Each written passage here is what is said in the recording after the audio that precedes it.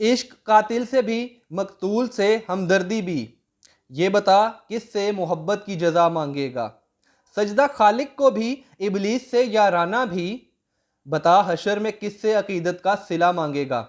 इल्लामा इकबाल के ये अशार बहुत ही डीप हैं, बहुत ही मानी खेज हैं। ये जो आप तस्वीर देख रहे हैं, ये मैंने इसलिए लगाई है कि आप लोग पहले इसको देखें और फिर उसके बाद मेरी कहानी, मेरी फरियाद भी सुन लें। पाकिस्तान के अंदर एक तहरीक चल रही थी जी कि बॉयकॉट करें जी हर चीज़ का जो कि इसराइल को सपोर्ट कर रही है किसी भी तरीके से। उसमें मैकडोनल्ड और उसमें KFC जैसे ब्रांड्स का नाम आ रहा था कि इनका बॉयकॉट किया जाना चाहिए। ये जो मैंने तस्वीर शेयर की है, ये पाकिस्तानियों की एक नेचुरल एक इनहेबिटेड बन चुकी हुई है कि ये एक अंदर से मुनाफिकत के अरूज पे पहुंच चुके हैं। गाड़ी पे तस्वीर लगा लेते हैं, झंडा लगा लेते हैं फ़लस्तीन का, वहां पे अपने शीशे के पीछे लिखवा लेते हैं फ्री पैलेस्टाइन और Israel is a terrorist country, इस तरह के स्लोगन लिखवा लेते हैं। मैकडोनल्ड पे जाते हैं बड़े फख्र के साथ, अलल ऐलान मोबाइल के ऊपर एहतजाज रिकॉर्ड करवाते रहते हैं गाहे बगाहे सोशल मीडिया के ऊपर, लेकिन जब फिजिकली प्रैक्टिकली किसी बात को साबित करने का वक्त आता है तो उस वक्त बैकेंड पे चले जाते हैं, छुप जाते हैं या इस तरह की सरगर्मियों में मसरूफ हो जाते हैं। ये जो जिन्होंने गाड़ी पे झंडा लगाया हुआ साहब हैं, ये जो भी हैं, इन्होंने फ़लस्तीन का झंडा लगाया और मैं ये बात यकीन से बता सकता हूं कि ये बॉयकॉट इसराइल और बॉयकॉट इसराइली प्रोडक्ट्स के नाम से बड़ी कैंपेन करते होंगे सोशल मीडिया के ऊपर, लेकिन सबसे पहले अपनी फैमिली को लेके मैकडोनल्ड, KFC और बाकी दीगर ब्रांड्स पे गए हैं। मैं पर्सनली इस बॉयकॉट को फेवर या उसके खिलाफ नहीं हूं, मैं इसके ऊपर कोई ओपिनियन नहीं देना चाहता, लेकिन मैं आप लोगों को, आप जैसे ही लोगों की एक ओपिनियन, एक सोच बताना चाह रहा हूं कि आप इसको देखें। आपको इस तरह के कई लोग, कई शाहकार नजर आएंगे जो कि आपके इर्द गिर्द फिर रहे होंगे, बॉयकॉट बॉयकॉट की बातें करते होंगे, लेकिन सबसे पहले उन्हीं की गाड़ी टॉप लाइन के अंदर लगी होगी KFC, मैकडोनल्ड और इस तरह के दूसरे ब्रांड्स के ऊपर खाना लेने के लिए। तो वेल डन पाकिस्तानियों, इसको जारी रखें। पाकिस्तान से एक और बड़ी इंटरेस्टिंग सी खबर यह है कि 2-3 दिन पहले कोला नेक्स्ट, जो कि एक बड़ा जबरदस्त ब्रांड बन रहा था पेप्सी और कोक के बॉयकॉट की वजह से, लोकल ब्रांड था पाकिस्तान का, मिजान ग्रुप की तरफ से ये लॉन्च हुआ था।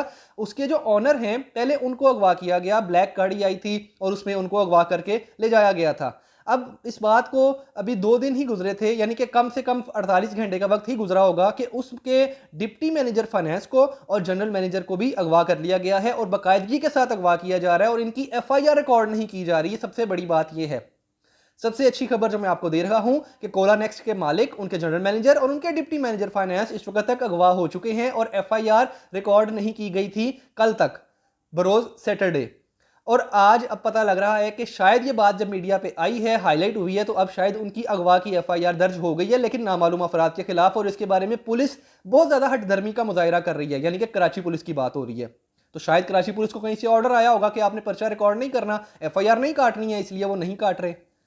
एक और खबर पाकिस्तान के हवाले से, हम लोग क्योंकि बहुत ज़्यादा पाकिस्तान का नाम रोशन करने में अहम किरदार अदा करते हैं और उसमें सबसे ज़्यादा अहम किरदार आजकल जो इदारा अदा कर रहा है उसका नाम है PIA, पाकिस्तान इंटरनेशनल एयरलाइंस। बाकायदगी के साथ इनकी एयर होस्टेस और इनका स्टाफ कनाडा, अमेरिका और UK की फ़्लाइट्स पे जाता है या यूरोप की किसी मुल्क की फ़्लाइट पे जाता है तो वहाँ से वापस नहीं आते, एक एक दो दो करके गायब हो जाते हैं। तो ये गायब तो नहीं हुआ, ये वाला वाक़या कोई इस तरह का नहीं है, लेकिन इसमें थोड़ी सी ट्विस्ट आ गया है। ये खातून जिनको आप देख रहे हैं, ये यहां से करेंसी स्मगल कर रही थी, तकरीबन 1.5 करोड़ पाकिस्तानी रुपये से भी ज्यादा की मालियत बनती है। $37,000 और 40,000 सऊदी रियाज इनकी सॉक्स में से निकले हैं, इनके शूज पे से निकले हैं। और इनके आप चेहरे पे हैरानी और इनके चेहरे पे आप इजहारे शर्मिंदगी नहीं देख रहे, आप इजहारे हैरानी देख रहे हैं कि ये क्या हो गया मेरे साथ, मुझे तो आपने ही कहा था, मुझे ऐसा लग रहा है, ये मेरे अल्फाज हैं, आपने ही मुझे कहा था कि ये सॉक्स में रख के ले जाओ, तुम्हें कोई नहीं पकड़ेगा। ये इनके दिल में था, इनकी जुबान पे नहीं आया। जितनी वीडियो रिकॉर्ड हुई है उसमें सिर्फ यही बात सामने आई है कि ये हैरत से मुड़ के देख रही हैं कि सर आपने ही तो कहा था और अब आपने ही पकड़ लिया। यानी इनका ये पॉइंट ऑफ व्यू था, यानी इनकी नज़र से ऐसा लग रहा था, और ये मेरी अपनी एक ऑब्जर्वेशन है कि जिस साहब ने इसको पकड़ा है, FIA के इंस्पेक्टर या जो भी थे, या जो भी जिस इदारे ने भी इनको पकड़ा है, एयरपोर्ट सिक्योरिटी फोर्स ASF जिसको कहा जाता है, ये अपने पीछे उसी को ही देख रही थी और उसी से हैरत भरी निगाहों से पूछ रही थी कि मैं, और मुझे पकड़ लिया, मैंने तो आपके ही कहने पर यह काम किया था। इनकी निगाहों से अंदाजा करें कि ये बात मैं गलत कह रहा हूं। इतना बड़ा काम और अचानक से पकड़ा जाना, और सॉक्स में रख के कौन लेके जाता है? ये कौन सा दौर चल रहा है कि आप सरेआम सॉक्स में रखें और ले जाएं? ये तो बचपन बचपन के अंदर लोग अपने पैसे यहाँ छुपा के लेके जाते थे। स्कूल गोइंग जो बच्चे होते थे, जब इनकी पॉकेट्स नहीं होती थी तो पॉकेट मनी वो सॉक्स में छुपा के लेके जाते थे। तो इन्होंने क्या स्कूल का ज़माना याद किया था? इस तरह का ब्लंडर कोई भी बंदा किसी के कहे बगैर नहीं कर सकता। किसी ने यकीन दहानी करवाई भी थी और उस यकीन दहानी के नतीजे में ये खातून पकड़ी गई हैं।